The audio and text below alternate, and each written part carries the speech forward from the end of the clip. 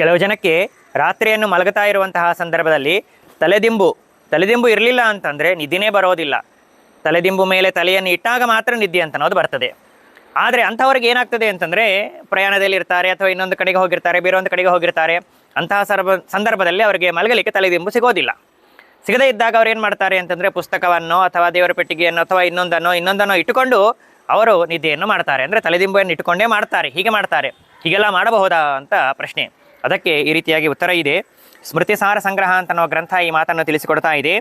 ಕಾರ್ಪಾಸಂ ಪುಸ್ತಕಂಚೈವ ಲೋಹಪರ್ಣೆ ತಥೈವ ಚ ಪಾಷಾಣಂ ಕಾಷ್ಠಮಿತ್ಯಾದಿ ಶಿರೋಧಃ ಪರಿವರ್ಜಯೇತ್ ಎಂಬುದಾಗಿ ಹೇಳಿದ್ದಾರೆ. ಹತ್ತಿಯನ್ನು ಸರ್ವಥಾ ತಲೆದಿಂಬಾಗಿ ಇಟ್ಟುಕೊಳ್ಳಬಾರದು. ಕೆಲವು ಜನ ಮಹಾನುಭಾವರು ಪುಸ್ತಕವನ್ನೇ ಇಟ್ಕೊಂಡು ಮಲಗಿರ್ತಾರೆ. ಪುಸ್ತಕವನ್ನು ಕೂಡ ತಲೆದಿಂಬಾಗಿ ಸರ್ವಥಾ ಬಳಸಬಾರದು. ಎಲೆಯನ್ನಾಗಲಿ ಅಥವಾ ಕಬ್ಬಿಣದ ಲೋಹವನ್ನಾಗಲಿ, ಪಾತ್ರೆಗಳನ್ನಾಗಲಿ ಅಥವಾ ವಸ್ತುಗಳನ್ನಾಗಲಿ ಇಟ್ಟುಕೊಳ್ಳಬಾರದು. ಕಲ್ಲು ಮೊದಲಾಗಿರತಕ್ಕಂಥವುಗಳನ್ನು ಇಟ್ಟುಕೊಳ್ಳಬಾರದು. ಕಟ್ಟಿಗೆ ಮೊದಲಾಗಿರತಕ್ಕಂಥವುಗಳನ್ನು ಕೂಡ ತಲೆದಿಂಬಾಗಿ ಬಳಸಬಾರದು ಎಂಬುದಾಗಿ ಹೇಳಿದ್ದಾರೆ.